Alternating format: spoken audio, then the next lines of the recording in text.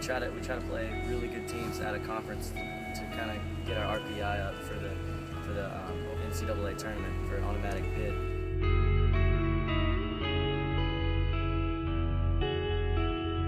I remember the Virginia game being pretty important.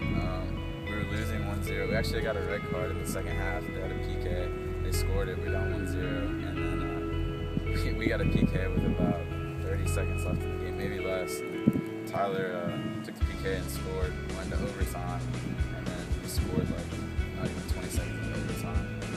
Just a big boost for the team, I would say.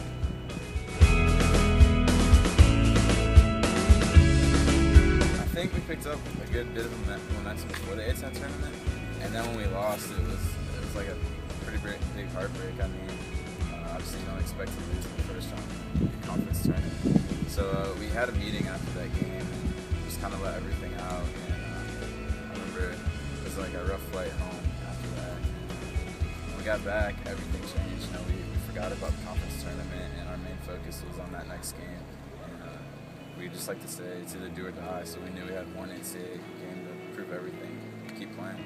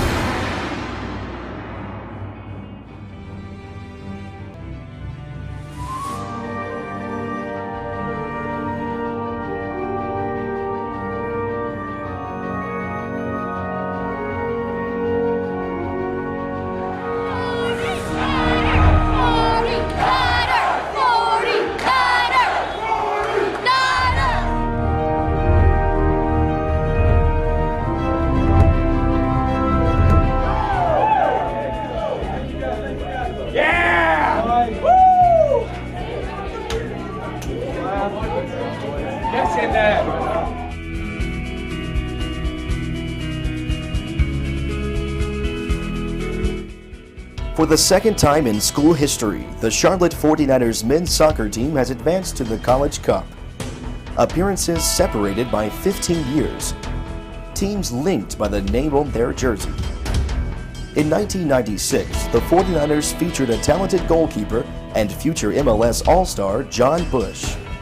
This season, the Niners relied on an experienced defensive backline, anchored by seniors Isaac Coles and Charles Rodriguez. That team donned the stripes. This team sports the hoops. 1996 had Barker. 2011 has Juicy.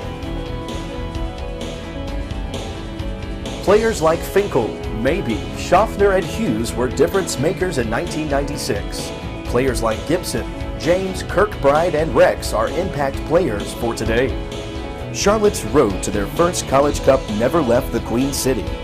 The 49ers hosted all 3 rounds until departing to Richmond for the College Cup. You know, we had one NCAA game to prove everything.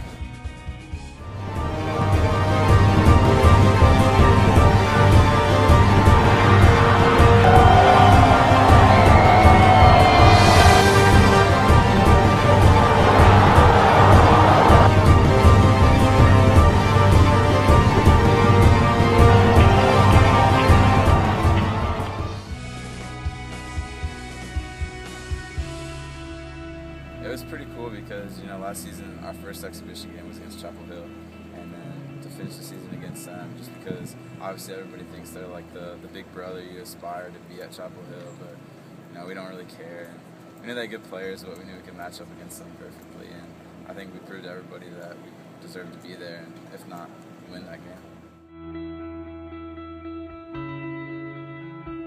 Truly amazing walking out on the field at Hoover and seeing just a sea of green, you know, right behind our bench.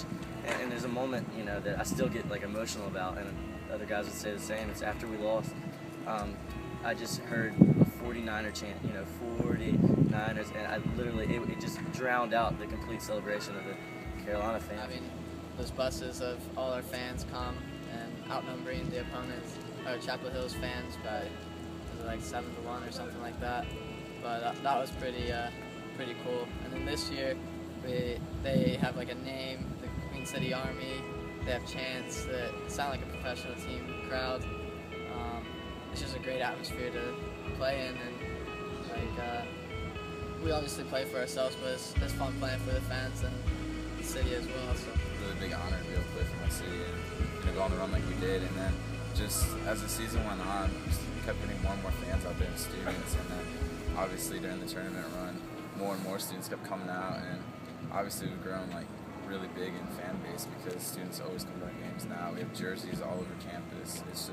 It was one of the big factors that helped us in the tournament last year. It was just how supportive everybody was with our run.